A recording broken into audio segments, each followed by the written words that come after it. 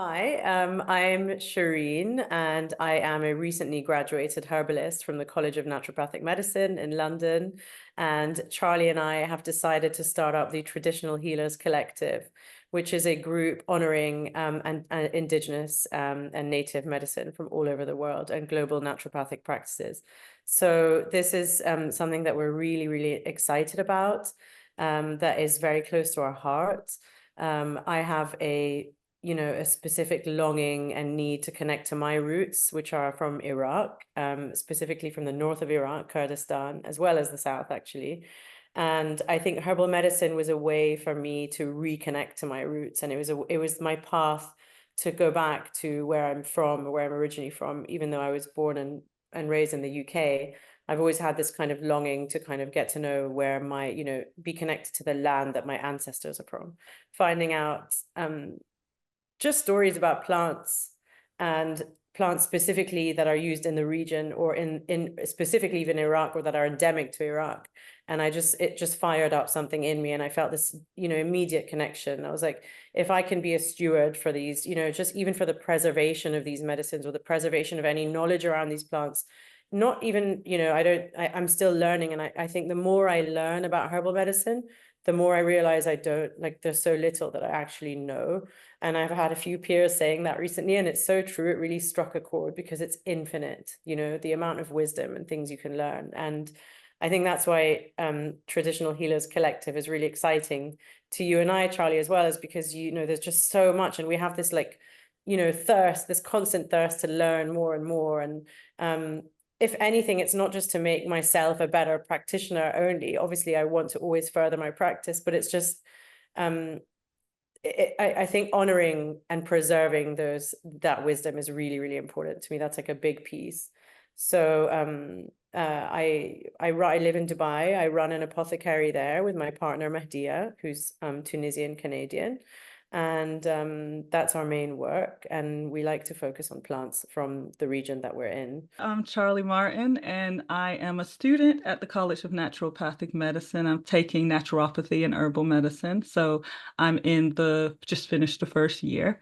Um, why I, well, my journey has been really very allopathic. I started in hospitals. I studied in the sciences. I currently work as a program director, but I hate titles, so I have trouble saying that. But and I work in digital, so it's very science based. Things like energetic medicine is quite well, they frown upon it.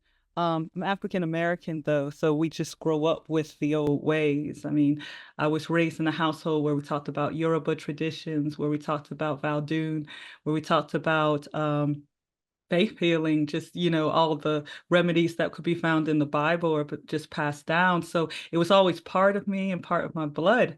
But being able to do this full time. And what inspires me about traditional practices is they're so different, but they're also the same. It's kind of like that saying, getting to the root of the problem, getting to the spiritual reasons that things have been manifested, getting to nature and using what you have to hand to do amazing things, and the fact that it is that powerful. So, just like you, Shireen, reconnecting with the roots, because, as an African American, there's lots of different, I guess, avenues you can go down. Everyone has family that's First Nations. People have come from different places in Africa. You meet people who are from Jamaica. You meet new immigrants coming in. So it's like, wow, information overload. But what is what is my roots? Where do I come from? So hearing about all the traditions, bush medicine, even classical Chinese medicines from Iraq, Egypt, all of that very interesting, rich botanica that we're losing.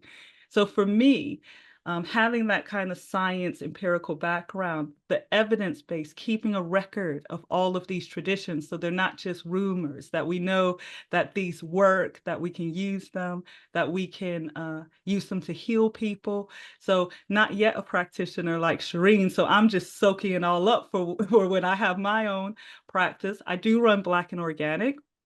where I do coaching, holistic coaching, and information exchange.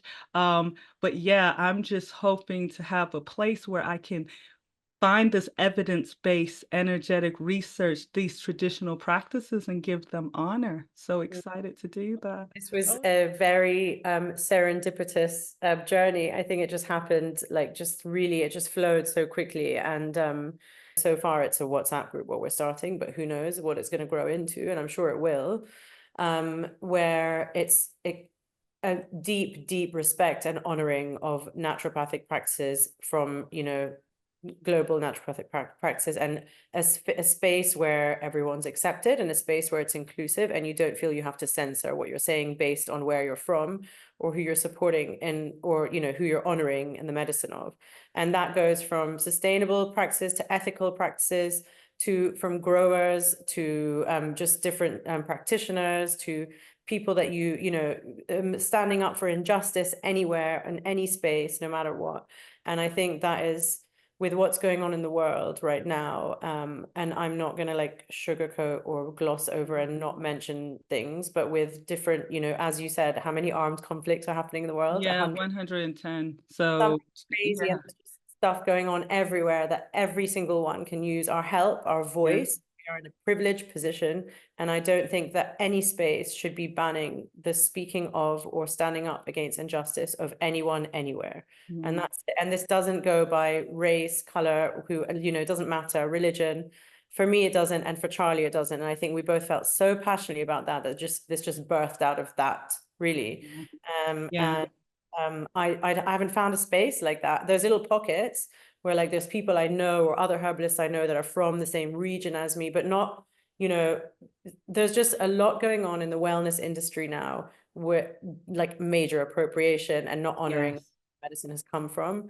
And this also goes for, European, like you said, also European, ancient European medicine. And let's keep those things alive, and let's keep those stories alive. And I love when you were just saying also about, like, the medicinal use of plants, or like evidence-based. yeah, I also love the folklore and the stories around our plants. And, like, I think that's such a key piece.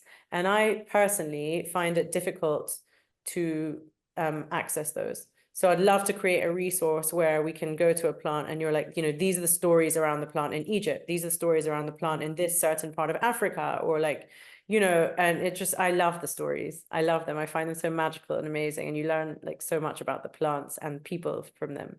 yeah. Well, the stories are fascinating. I'm so glad you mentioned the stories, because I can get too geeky on data and not to think about what is the healing component. And just like you talked about, this group will not in any way censor anyone trying to seek justice for anything that requires justice. We're healers. We don't want to, the orthodox medicine industry has taken healing away from a full preservation, right? So healing is, you go to the doctor for this, you'll go to your priest or your reverend for that. Historically, traditionally, for thousands of years, the healer was all of that. The healer was the person who was the arbiter of, disputes between people. You would go to the healer also if you were having problems in your marriage. You would go to the healer if your crops weren't going. You would go to the healer if you got into a fight with someone. You would go to a healer if a war was coming. And it was always the healer, because what do healers do? They make things calm. They make you feel good. You feel better. So Mm. we're not going to, in this new trend of green allopathy wellness industry, where we're just kind of the same as orthodox healers, but we'll give you echinacea instead. No, it's a whole thing. And the plants have an energy. And those stories that all the cultures birth from those plants give you clues on what those plants will do.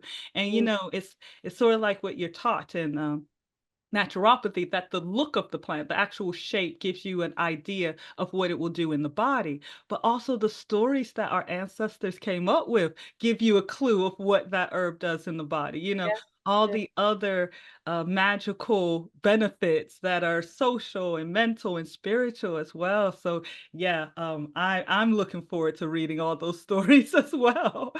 I think the more people that join from different parts of the world, the more enriching this will be. Like, I'm so excited to learn from people from everywhere, you know, and I think that's a really, really fun part for me personally as well, like just to learn about other cultures and stories and plants and healing methods from everywhere.